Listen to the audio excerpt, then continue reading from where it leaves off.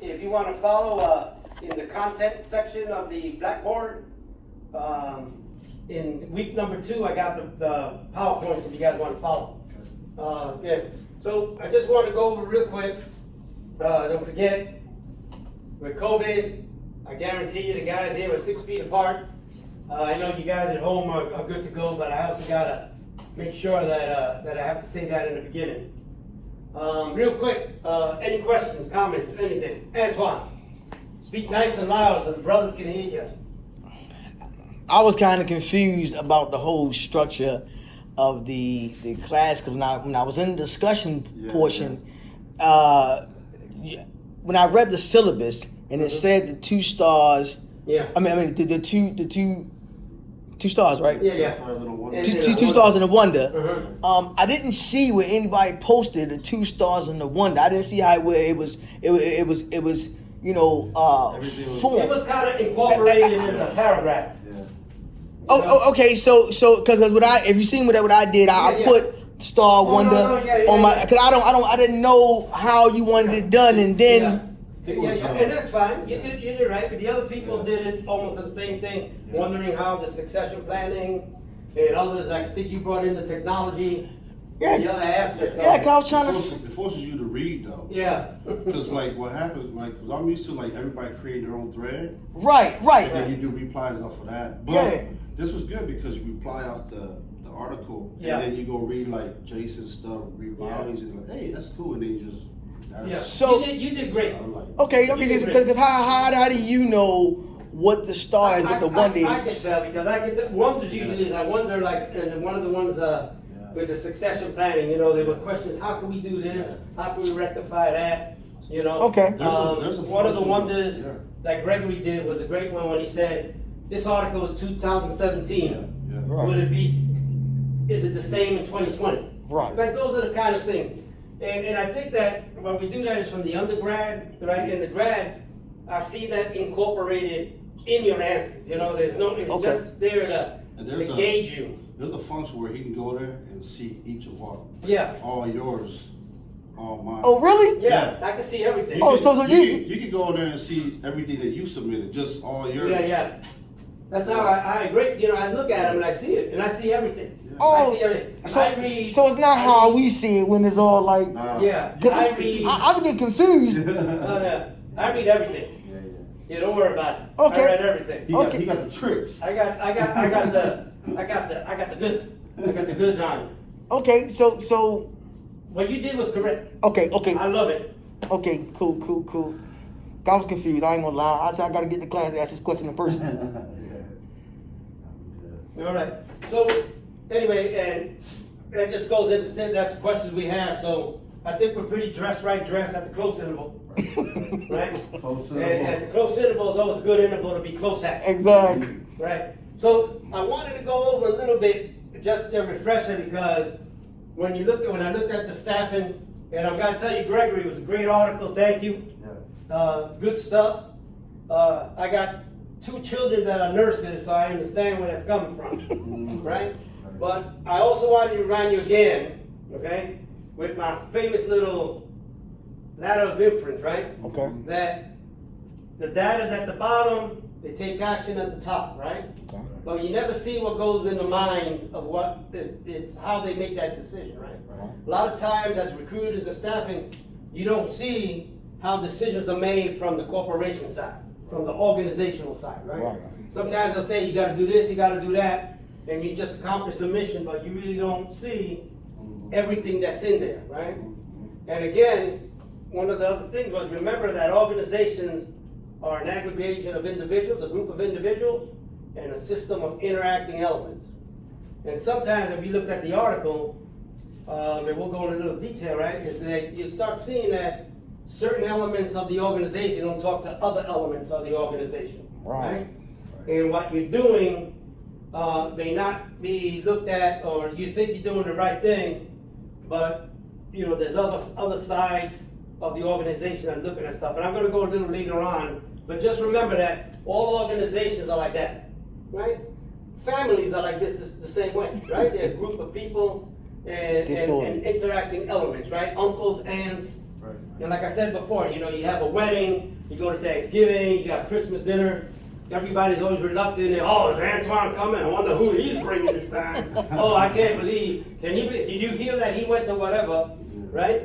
And sometimes when you're at a wedding, you can't sit certain relatives with other people, right? You got to make sure. Don't forget, Antoine can't sit next to Julius. You know what happened back in whatever, right? So if families have dysfunction, what makes you think the workforce doesn't have it? Right? It's just a logical kind of thing. So when we looked at it, the importance of effective recruiting, that came from last year, right? Is to do a lot of things. It's to attract the best candidates, make money, bottom line, right? You get workforce. You come in and you're looking at stuff and you're like, okay, we need to improve this, we need to improve that. We got a new mechanism, we got a new computer system, we got new trucks, we got everything. So recruiting is gonna happen. And one of the great things with the staffing that came from the article, and we're gonna look at it right here, right? Is that's one of the critical things that we're doing as recruiters, right? We're trying to staff people. But there's so many unknowns sometimes. All right, and yeah, go ahead, Antoine. Hey, they say according to the reading, they say they spend a small amount of time recruiting, and a majority amount of time fixing with the recruiting, fixing the recruiting. I don't know if you guys heard that. Antoine said that recruiting is just a small part of the spectrum, and then they spend 90% of the time unscrewing. That's what they say. Rectifying the badness of what happened, right? Yep. We see that a lot.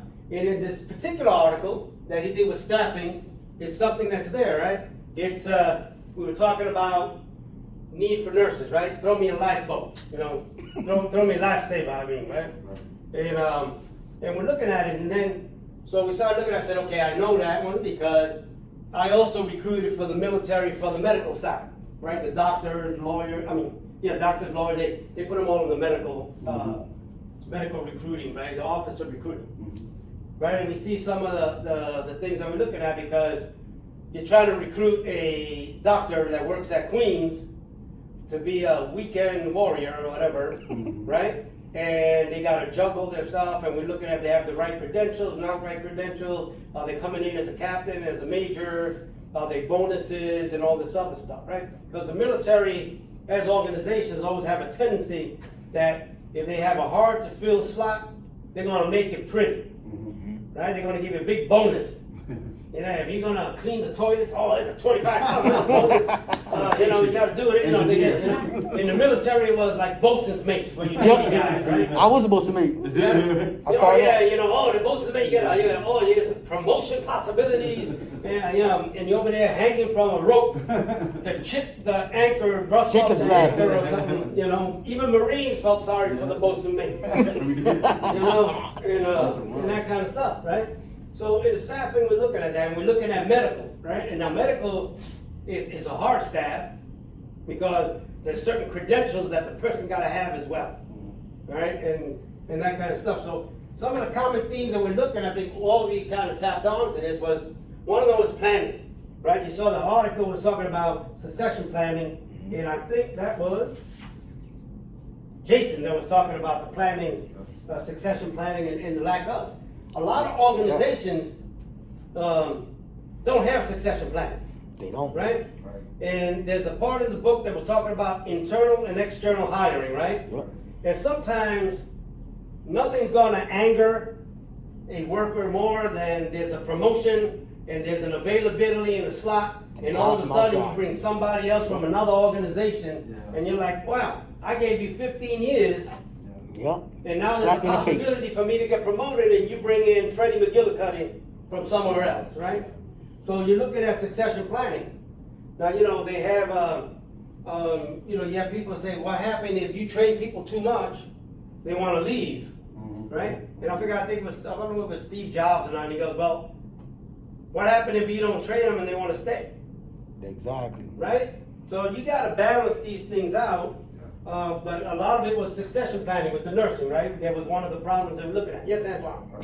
So from a recruiting standpoint, because y'all are recruiters, Why do they do that anyway? I've never understood why they do that. They have the ability to hire from inside, but they recruiting and hire from outside. Okay, yeah. Because remember, my ladder. Right? You don't see what's going in there? Sometimes you don't know what goes inside, and I'll touch on that a little later on. Okay, right? okay. But we're looking at also, what is a nurse?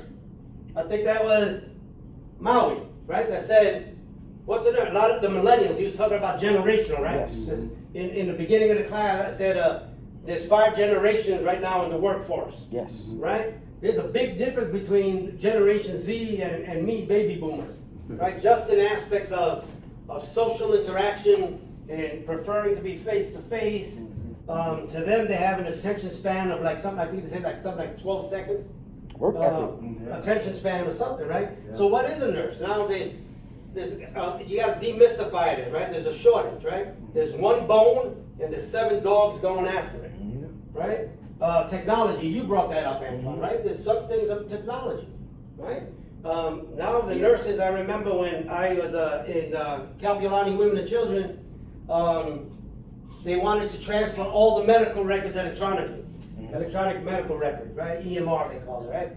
You had to bring in the expert because you have to buy the software, and then you have to get computers that can handle that software, and then you got there's a whole gamut that went into it, right? But if technology is something that you adverse to, or your workforce is not really capable of handling, right? You see that a lot in the military when they change like weapon systems or something. All of a sudden went from analog to digital, and all of a sudden you need a certain score now in the ASVAB to even qualify certain electronic, and some people are just left behind. So we're looking at it. Then I think it was Julius that said one of the things is they'll have the right people in the right place. Yeah, that's true. Right? And we'll touch that a little bit later when they call it overstaffing. Right? You got all these 800 million people, and then people are inventing things to do. And you have like a scarcity in somewhere else. Yep. Right? Again, organizations, interacting elements, right? And sometimes they don't even talk to each other. Right? So in this particular one, right, all of you here are going to be in HR, and you guys are going to be recruiting, right? You guys are recruiting. So, since Gregory brought the thing about the nursing, right? Let's tap into nursing, right? We're going to see what the pulse is here on the nursing world, right? And and that can be any medical, right? So we're looking at it, and here's some stats about nursing by numbers. In 2018, right? 1.1 million nurses needed to avoid a further shortage. $70,000 medium salaries for nurses. 15% rate at which the unemployment opportunity for nurses are projected to grow from 2016 to 2026. So only go up 15%. 2.9 million nurses employed in the U.S. 73% increase in Americans 65 years of age and older rises to 71 million by 2019. 1,033 colleges, universities offering a BSN. 55,000 qualified applicants rejected from nursing programs due to lack of resources. That's a key one right there.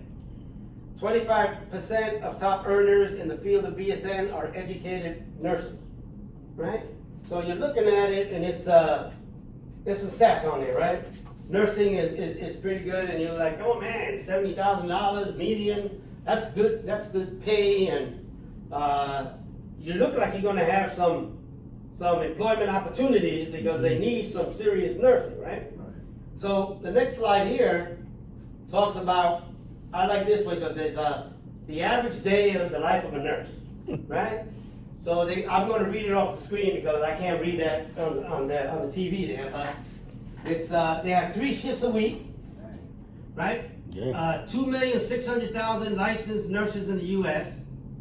They got 6.9 patients.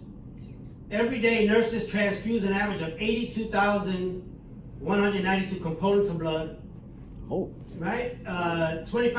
2.5% of America's total population is a nurse patient. That's true. And then 11,000 babies are born. You see some of the stuff in there, right? And it's funny because if you look at the statistic on the lower right-hand side, 10 states with the most overworked nurses, Hawaii is number 1, right? And then people look at nurses in hospitals, right? They always think nurses hospital. 40% of U.S. schools don't have a full-time nurse, That's true. right? So you're looking at these things. So yeah, there's good money, there's employment opportunities, there's future in it, but there's also a lot of work, right? You got some work in there, and you look over here, they're overworked, right? So in this article that Brother Gregory provided for us, and it's 2017, but let me tell you something, in 2020, it is still valid and it's going up high. Right? So here we got the 2020 coming on, and you know what? Every day is no different. It's still there, right? So now you got all these situations. You got, okay, they're working hard and everything. They're going to tell you, okay, there you're recruiting. Everybody's yelling at you, right? There's everybody wants this, everybody wants that. How's my status? How's my position description? Did it go out? Did it not go out? Did the person get one of the interviews going to be set up? All this other stuff, right? Everything is coming down. But here I found this statistic pretty cool. Next was, these are the hardest skills to find. So the article that Gregory gave us talks about nursing, right? Medical. The nursing is number 10, Yep. right? Skilled trades is number 1. Yeah. And that's electricians, welders, mechanical, right? Yeah. Followed by IT, sales and marketing, engineering, accounting, driving and logistics, construction, customer contact, professionals, and then healthcare. Customer contact. You notice a lot of the call centers for a lot of the things are in India, are in Philippines. They're not getting, they're getting it here, right? Professionals, managers, researchers, lawyers. Number 10 is nursing or healthcare, right? Yeah. So the skilled trades, in my opinion, is a moism, right? It's like, if the millennials don't know what a nurse is, how many of them are going to go in there and say, I want to be a welder or a plumber or an electrician? That's true. Right? I don't think that. And they're hard to get things. Mechanics, right? Yeah. These are hard to things. So the article deals with nursing, right? But you can tell that it affects everything, does. right? Especially in the IT world. Antoine, you said about technology. Yep. And that's the second hardest to go into, right? So a lot of times we're looking at that. So then in my famous I always got to do stats, right? I like stats. I like things, right? I see. Right there, it is my stats section there. Nursing shortages, right?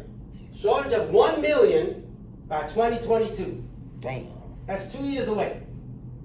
Right? Contributing factors. Why? Senior citizens, people like me, are lasting a hell of a lot longer. Yeah. Right? Yeah. Right now they, I think in 1900, the life expectancy was at something like 40. Yep. 100 years later, when you're like, what is it now, 75, 80? Because Yeah, it used to be 60. You could tell 65 for a minute. when they shift the Social Security stuff up. Yep. Before it was 62, no, 65, no, 67, yep. Now I think they're talking about a 72 in there somewhere. What? Yeah, but we're outliving, right? So we're not dying fast enough, right? So that's one. Thanks for medical, right? But we're not dying fast. Another one is retiring force. There's 1 million retiring in 10 to 15 years, Yeah. right? Mostly are baby boomers, and limited school capacity. 79,000 applicants are turned away. Now, nursing is one of those degrees that you got to have a skilled professors, right? Usually they got to be nurses, Yeah. right? And not only that, you got to make sure that you have the facilities and the laboratories and to do the resident and internships, right? And you got to have the preceptors, and you got to have an arrangement with Queens, Women and Children, Kapiolani, Kaiser, Castle system, Yeah. right? You got to have them, and if they don't have the space to entertain them, right? You can't train them. Some areas in some states, they don't have the amount of doctors even to do that, right? Some of them, they just gotta turn people away, because, I'm sorry, we can't provide you an internship program. There's nowhere to do it. There's nobody that's available to check it out. So you're looking at 1 million by 2022. That's 500,000, a year. It's only 2 years away, right? Career changes, right? 14% of all nurses in our survey said they are considering leaving nursing. That's a large chunk. Baby boomers are most likely to leave the profession, most likely to retire. They're going to retire, right? And millennials and Generation X are less likely to leave the nursing profession, but only by 4% less. So if you look at on the side, it's millennials, yes and no. Would they leave? 13, baby boomers 17, right? But that's not really reassuring, because the article says something about millennials don't even know what it is. Yeah. You know? Then we jump up, and then what's causing it, right? Baby boomers, 75 million. An aging population of 75 million baby boomers continues to drive demand in healthcare. We are not dying.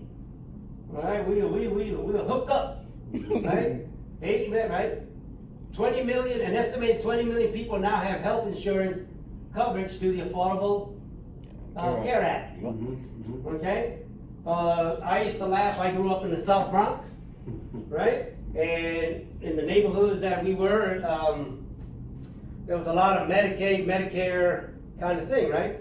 So you had free medical, in essence, right? You didn't have to pay for it. Yeah.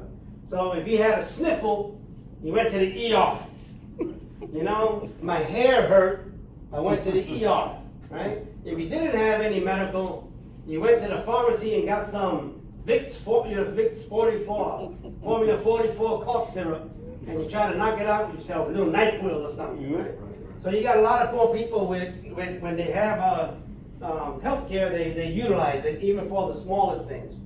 I remember in the military one time, if you had like a sniffles or something, they wouldn't even let you in the clinic. They just had a little bag full of NyQuil and some, whatever, to get the hell out of here. Yeah. And then you have opioid epidemic. 1.3 million in just 1 year. Over 1 million people were hospitalized or treated in the ER due to opioid addiction. That's 3,500 per day. Wow. That's crazy. And then with the 75 million baby boomers, 80% have at least one chronic condition. Yeah, that's true. Okay? So now we're looking at some gravity here that you as a recruiter are starting to look at, right? You work at a hospital now, right? So we look at the other one, 70,000 nurses retiring annually. By 2030, almost 1 million nurses will retire, right? We just said that. Well, here they were looking at other stats, but it's a lot. 64,000 turned away, 70,000 instructors needed. Okay? Those need instructors. Now you don't have, there was like 60,000 people, or whatever, 80,000 people that were turned away. I forgot the number already. That's what I don't get. And then you got 17,000 instructors are needed at the universities. That's what I don't get though. How you got a shortage but you turn people away? I don't get that you got a shortage of 1 million but you turn away 64,000. Yeah. But they don't have the infrastructure, right? And here we have growing health industry and employment in the healthcare and social assistance sector is projected to add nearly 4 million jobs by 2026, about 1/3 of all new jobs. Right? Challenges in recruitment, that's you guys, right? 17.5 of newly licensed RNs leave their first nursing job within the first year, and 1 in 3 leave within 2 years. Why do you think that, Julius? Why do you think? There's no right or wrong answer. It could be a couple things. It could be like What's that. It could be like maybe overworked. Good. That's a good one. We'll go on that one later. Right. It could be overworked. You know, could be that. Go ahead, Antoine. The baby boom. What was that? Yeah. What was that? I got an answer. This is Greg. Oh, yeah, go ahead, brother, yell out. It's just like the, you know, what would happen in the military and all. The new guy gets the crap job. Yeah.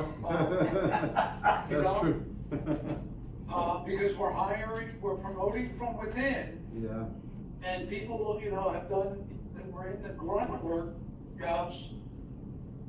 You know, they moved on to something else, and the new people they get their foot in the door. It's like in the military, you get your foot in the door, you get your security clearance, and then you're moving, you know? Yeah, yeah. You can get that top secret clearance, you're gold. moving on to something else. The goal. And that's right. And that's right. You know, you're the new kid on the block. Guess who's gonna get the 7 at night to 7 in the morning shift? Yeah. Yep. You know? Yeah. And that kind of stuff, right? And you know, you're looking at some high attrition rates, right? So Yeah. now you're looking at recruiters, right?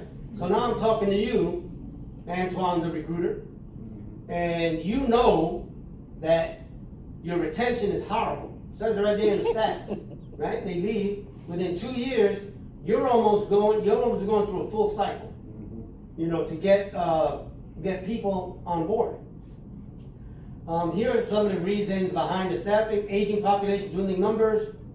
Dwindling numbers of physicians and nurses make the talent pool tight, and passing all the powers to the candidates.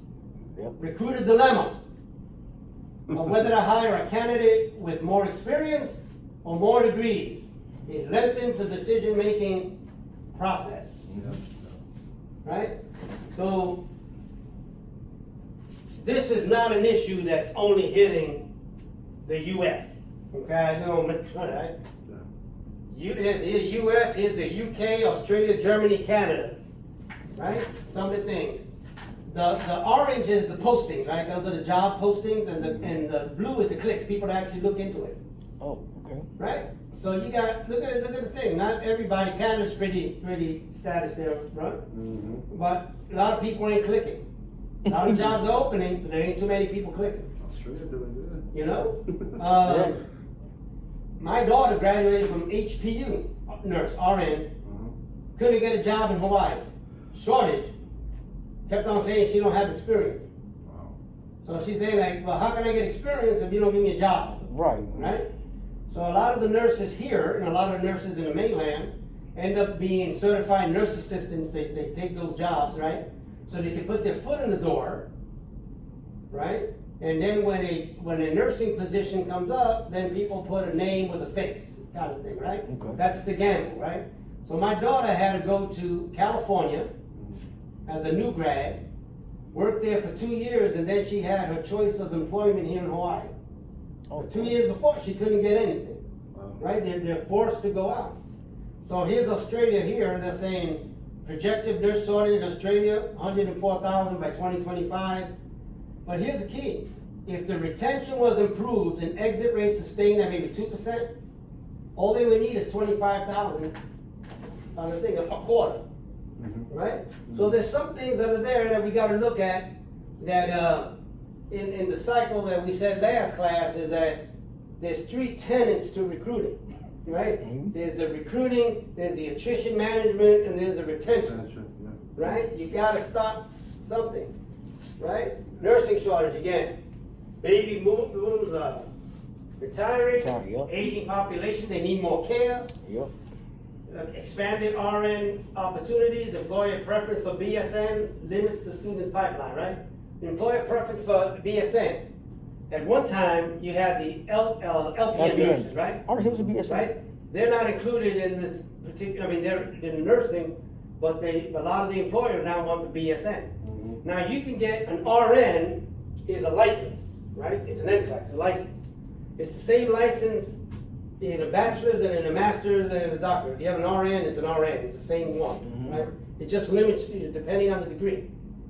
You used to have an associate's degree in nursing with an RN. Really? Yeah, you had a bachelor's of science in nursing, RN, and the master's of science in nursing, RN, right? Just certain things. You can't be like the chief nurse, or you can't be a charge nurse or something with an associate. Right. But it's the same license. Right.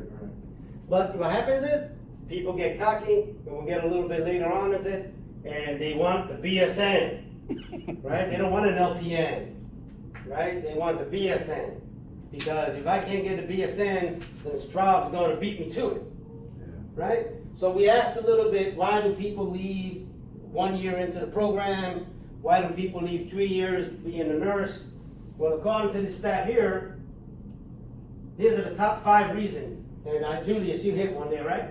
16% say staffing and workload, right? 12% career opportunities, all right? 11% immediate supervisor, okay? Remember, you never quit a job, you quit a boss, Yep. Yeah. right? So, as a recruiter, do you have control over where this person goes to or the person's boss? No. No. You can have the biggest idiot in the world in this section, and they go around, you can say as much as you want, but you know the retention is gonna be an issue, Yep. right? 11%. 10% pay and compensation. Another 10% was hours and schedules, right? Like Gregory was saying and Julius was saying. Other reasons they got there is directors and management, communication, treatment, respect. Well, but the big 5 are on the side, right? So I thought that I saw this cartoon, and I thought it was pretty cool, right? They're over there on vacation, right? And it's the hospital. They want to know if it would be too much trouble to fly back to work a shift, right? To work a shift. You know, I thought that was funny, right? Because that's happens to my daughter all the time. She's Really? a ER nurse over here. Not when she's on vacation. Oh, Yeah, but but it always happens. Can you take a shift? yeah. You know, or whatever, right? So again, that was from last time, right? Yep. So here you are as the recruiters, you guys are recruiting, right? And the organization hasn't figured out a way how to plug the holes. Right? So what they're gonna do is, how can you get, and this is going into Jason's world, right? How can you get succession planning when you have, when you're constantly churning over your workforce? Yep. Every 6 months, 1 year. It says they're there, they leave, 1 of them out of 3 leaving in a year. Yep. Right? It's hard to maintain a workforce or organizational memory when you have a turnaround A rate constant turnover. of Yep. so high. So you're coming in, you remember from yesterday, the cycle, right? Mhm. So you do all this stuff, right? As a recruiter, you're making calls, you're making cold calls, you're setting up a booth, you're going to the job fair, you get in your cards, you're giving out those crappy little pencils and pens, right? You do all these things, right? But you gotta remember, in every single organization, regardless if it's medical or IT or anything else, there's always gonna be a stakeholder versus a shareholder, Most definitely. right? Shareholder, if you read it, are those who approach, and I know this is ethical decisioning, but they approach making from a shareholder perspective on making decisions that are in the owner's best interest. Yep. Decisions are guided by a need to maximize return on Profit. investments for the organization's shareholders. Profit. Stakeholders, you guys can read, Yep. right? It's the idea behind, based on making sound business decisions that affect, that work for the good of affected people, right? The next slide, I thought it was kind of interesting, because right now, we saw, we read the tea leaves. It says we're missing nurses, there's shortage of nursing, right? The article said it, the stats said it, but here, I looked at this and it's priorities in healthcare. Nowhere is there say recruiting. Number 1 priority, identifying and managing cost-effective, cost reduction initiative. Improving performance reporting operational leaders, predicting and managing the impacts of changing payment models. Okay? Now this is CFO stuff. Yeah. That's the CFOs. Right. If I did the CIO, right, Chief Information Operation, right, Officer, I bet it would be like Gregory's shop. He's a J6 at Paycom. Would be different, Mhm. right? Nowhere in there does it say for the finance officer or this that recruiting is number 1 priority. It's That- not. It's definitely. It's identifying and managing cost reduction initiatives, Yeah. right? So it's difficult for you to do that. Yeah. I think, right? So you gotta, now, the book tells you, and you'll see chapter 1 and 2 when Gregory does it, right? Those are concepts, but the reality is this stuff. There's a lot of moving parts that sometimes they fail to put in the books, Yeah. right? Because remember, like I said before, that's what recruiting is, and staffing. Attrition management and retention. You don't have retention, you don't have succession planning, There we go. right? And sometimes, why they want the BSN instead of the ADN, Associate Degree in Nursing, because a lot of time recruiting retention hits that reputation wheel, Yeah. right? You see that in universities all the time, right? U.S. News and World Report. One of the best universities, and they're, oh, I came up number 19 and whatever, right? It's always going to be the same, right? Yeah. So, it's going to be a little different, right? If you are recruiting, if Julius recruits for the Mayo Clinic, right? Nursing in the Mayo Clinic, right? And Jason recruits for Johns Hopkins University, John Hopkins. and then Antoine recruits for the Freddie McGillicuddy Clinic in Wyandotte. What are the odds of people saying like, oh, that's my dream, right? And so that reputation now, this is where the stakeholder and the shareholder thing, it's in counter itself. Yeah. Inside. So what is this, to make a buck? That's the CFO's thing, right? It's Yep. to make a buck. So how do we do that and how do we maintain? So what is staffing, right? So we looked at nice definition, that's all right. Process by which an organization creates a pool of applicants, makes a choice, right person, right place, using Julius' word, right? At the right time, he had the next one, brother, right? To increase the organizational effectiveness. Man, he had all these beautiful things, right? But it's still, you're short, right? So here we are. Here are the staffing issues, right? And I was laughing because they said there's kind of 4 common staffing issues, right? And one of them is understaffing, right? You see that a lot now with COVID, and that's something that this article over here that Gregory gave did not have, per se, right? Because they didn't have COVID. But now you're looking at understaffing, right? They're letting some people go, money is down. All of a sudden, Antoine has 175 additional duties, right? He's also doing this. Julius is also going to be the front desk, and he's going to be working the motor pool, and he's going to be in charge of the housekeeping and everything else at the hotel, right? Right? So you get the understaffing, and you're going to get burnt, Yep. right? The nursing's going to be the same way. They're going to be understaffed, right? You know what? Here's the problem: is that nursing. I mean, statistically speaking, right? If you have a full staff of nursing, right, and they have a good ratio of nurse to patients, the medical care is going to be better, Most right? definitely. Yep. And the mortality rate might be down, and the getting better and all this kind of stuff. It's there, right? And it's just like in school, right, or like in the military. If you're in charge of a platoon and a platoon has 3 squad leaders, and you have 40 people, well, I could deal with that. Yep. But all of a sudden you make a platoon 114 people, you're like, oh man, that's a lot of people jumping, and stuff like that. Then you got overstaffing, right? Yep. I remember the military used to be like that, right? And when I recruited, right, you had the person that turned the screw to the right. That was an MOS. And then you had the left turning screw. That was another MOS, right? And then you had this one, and then all of a sudden they decided later on to convert.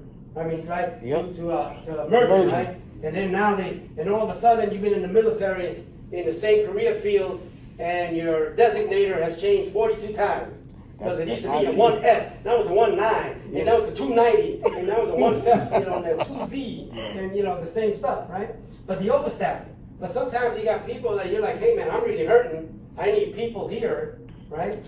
And they got other sections that are overstaffed, but nobody comes up and says, hey, we need to see how we can better distribute these people, right? Yep. And that's the point that you were saying there, Judith, right? In your comments, right? Is that you don't got the right people in the right place or sitting in the right seat, right? You got people, I had people in the government is like that. You got these people that they're inventing things to do each day. They invent things.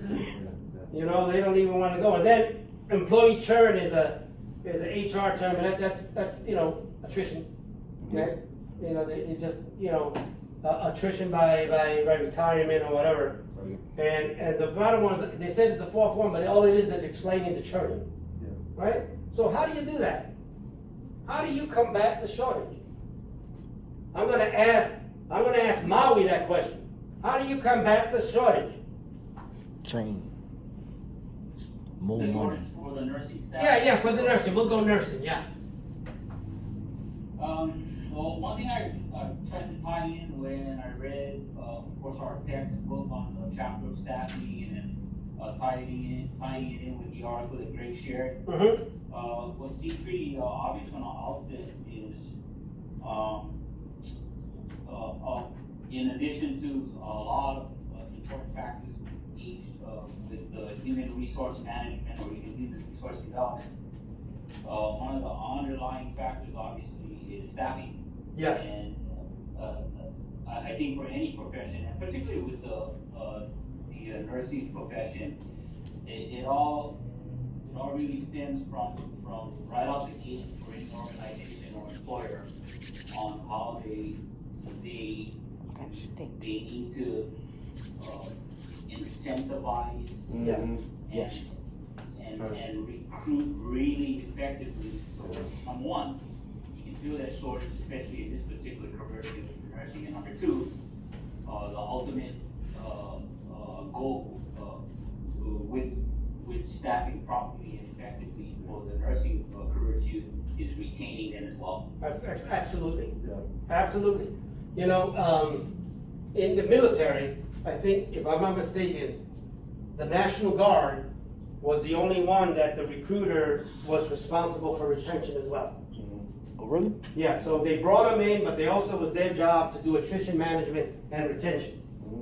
And I remember that, and you probably remember that sometimes if you recruited somebody, and then you lost them in the pipeline before they go into basic, or they failed basic training, you lost that accession, right?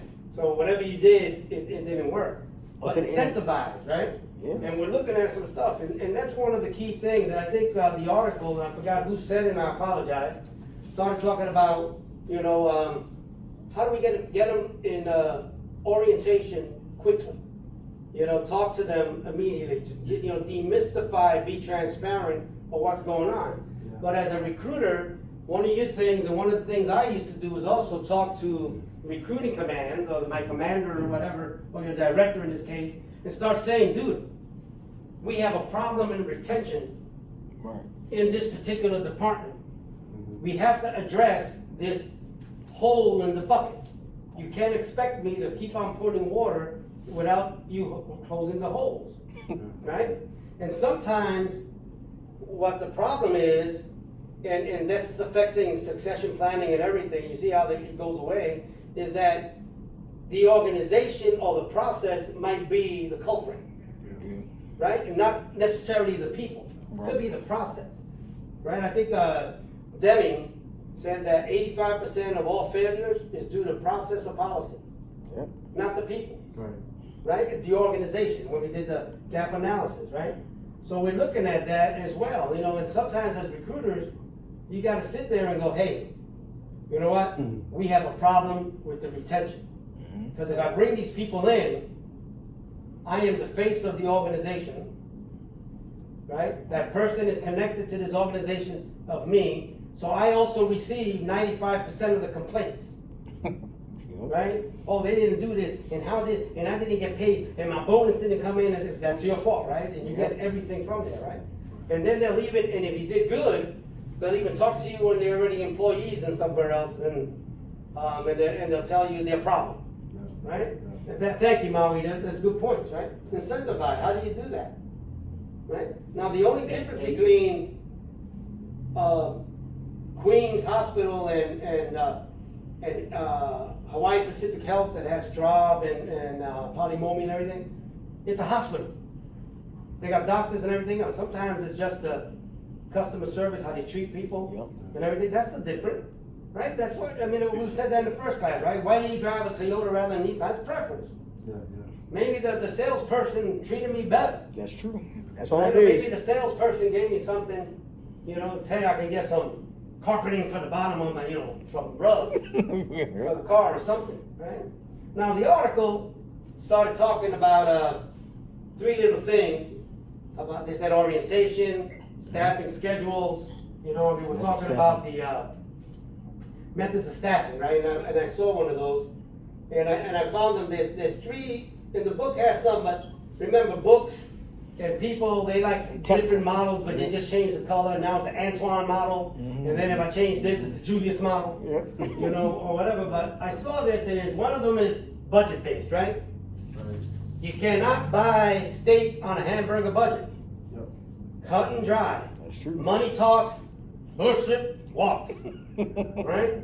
So that's allocated on the basis of the average number of patients in a 24-hour period. That's what they got. Mhm. Right? The next is nurse-patient ratio is based on where the budget-based models allocate nurse hours, nurse-patient ratio models allocate the number of nurses per patient basis. One nurse for every 6 patients. Right? That's what they got. This particular one talked about the patient acuity based. Right? The bad part about this, I think, is a con, right? Is that you gotta have the right number of staff with the right number of skill level in the right place at the right time with the right assignment. Yeah. That's right. Right? And that's kind of difficult when you're missing people and you have to have 10 people on your staff and all you have is 8, and 2 of them are being recruited by Julius right now, and we're not sure when they're gonna come, and the supervisor calls you every other day, Julius, to see where the hell their applicant is and how they're doing. Did they get the fingerprints? Did they get the background check? Did you get their transcript from the university? Did you get their certification for licensing from the Department of Health? You know, did you get it transferred? Because she's coming from New York, and I gotta make sure that she can work in Hawaii, right? And then secondly, I hope this person does not kill any patients. Right? So here are some pros and cons. Everything has pros and cons. It regulates numbers of nurses according to patient needs, not patient numbers. Specialized software helps nurse managers find staffing patterns for every shift based on the data. Flexible and easy to change when patient needs shift. Cons, right? It can undermine the full scope of nursing practice. Yep. Sometimes it's difficult to execute properly, right? Creating the balance between patient acuity and the staffing is difficult because you need to do that. There's a lot of rights That's hard. to put in there. So now you're looking at it and you say, okay, I have these options. I am the recruiter. Now I'm going to check out what's going on. I'm giving you the task, right? You got these good applicants. Here's another stat that I thought I would put in there that affects recruiters as a whole, right? And it's, oh, sorry, messed you up, bro. That one, the liars, applicant lying. Yeah. 58% of U.S. employers have caught an applicant lying on his or her resume. Applicant dishonesty, Yep. right? You go in there and you spend, it takes time to recruit people. It takes time. It takes phone calls. You're pulling your hair. You're coordinating all these stuff, right? CFO is talking to you saying, okay, all right, Antoine, we're going to offer this person, okay, start with $70,000. Okay, that's the median, but, I can give him up to 85, but don't take him 85, only give him 70, and then you negotiate because if you help me, whatever, right? And then you have the other one, make sure that they have this skill set and blah, blah, blah, shwee, blah, blah, blah. And then you're going to have HR talking about, don't forget, we got to have diversity in our workforce. Yep. So I got to have, I want a, lesbian vampire to do something. And I apologize, I offend somebody, but, you get these ridiculous things. I saw that in recruiting all the time. We need a high school diploma graduate that's 50 on the ASVAB, that's a female, that's a minority, and that's you have to put one of those in today. right? I make it And hard. then all of a sudden you sit there, and I did this as recruiting, you spend a lot of time, you put them in the car, you bring them to the MEPS, you do this, you bring them to lunch, have a little dinner, you give dinner to their parents because you gotta come there, and then they never told you that they that they took marijuana yesterday or took 3 hits of cocaine. That's Right, true. and then you sit there going like, mother, you know? I see that So, happen. here it comes, right? An applicant dishonesty, right? This is an important step in maintaining qualified staffing agency to assure clients are coming from the competent, right? You gotta be careful, you gotta look at stuff. Nowadays, you can get transcripts and diplomas online, Yes, you can. right? And they're pretty good copies, and they call it like for fun. But when you go for fun and you can set up an entire transcript with the same paper, the same embossing, Yep. and everything else, that's it. And then when you're in the world of internet and everything is uploaded, because sometimes they put the applicants now, because before they had to bring the stuff to me, right? And I saw you do the birth certificate and you see it, but now everything is uploaded and kind of stuff. So when you're looking at it, when you're looking at 58% of the people are looking at, they caught people, right? That's a big percentage, Yeah. right? So now you have stakeholder versus shareholder. Now you got applicant dishonesty, right? You got all these situations that are happening, and then you wonder why there's these shortages, right? Yeah. So the article I thought was fantastic because it was to the point. It gave you some options, but the key there is this has to be some kind of mitigation plan, right? And it doesn't necessarily mean that you have to take the nurses, right, in this and tell them, hey, this is the incentives, this is whatever, right? Sometimes as a recruiter, it's difficult. You gotta probably be the one that has to close that hole in the bucket. And that could be difficult, right? Because it can be a retention issue, Okay. right? It could be that the organization is driving them away. It could be that the toxic work environment is driving them away. So as a recruiter, when it comes to staffing and you're looking at doing it, maintain a log on how many people you put in this department, that department, this department. Start checking it out. I would always go and ask these applicants that were mine, because I consider mine, right? They're like my kids, I put them in, right? How you doing? Every now and then. How they treating you? Everything good? Everything squared away? You get your benefits squared away? That kind of stuff, right? I ain't never get asked that. And you kind of look at it, and sometimes I hate this person, right? And we brought people up and said, look, man, we can't bring anybody into this section because this guy's an idiot. Oh, this person's an idiot. The supervisor is toxic, right? And that's the problem. And you got to know it. So in the military, what they did was, when you took over as command, if you took over as a commander, right? They came in and they said, okay, at the time when you took this command, the unit was at 100% level, right? 100% man. And the retention rate was at 97%. When you leave this command, they're gonna hit those numbers. So if retention went down to 80% and then the manning went down to whatever, right? Then there's a problem with you, Commander. Or what was the situation? Because now numbers talk. Right. Now the commander, some people and some recruiters are intent, I put in my 3 people, I don't give a crap, I did my job, get away, right? I did my job. You told me to recruit 3 nurses, I recruited you 3 nurses, right? I don't care if they left a month and a half later, right? If I have to recruit, that's my job, right? So sometimes you gotta look at it in that particular thing. All right, with that said, let's take our 15-minute break, and then Brother Gregory is gonna come on deck after that. So let's take 15 minutes, all right, guys? Cool. All right. All right, I'm gonna switch my thing. So is the response Say again.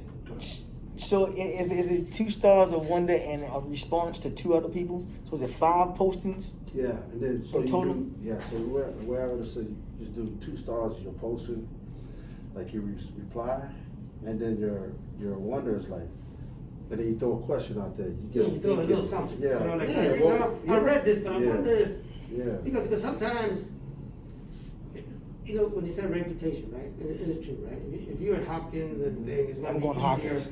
People want to go, oh shit, I want to go to Mayo Clinic. Mhm. Because it makes sense, you know, my son's a doctor at the Mayo Clinic. Yeah, exactly. You know, that kind of Yeah. crap, right? And you know, and it works, but sometimes, I'm telling you, as a recruiter, and you just gotta bring this shit to them and say, look, brother, the tension is out there, that guy's an asshole. Yeah.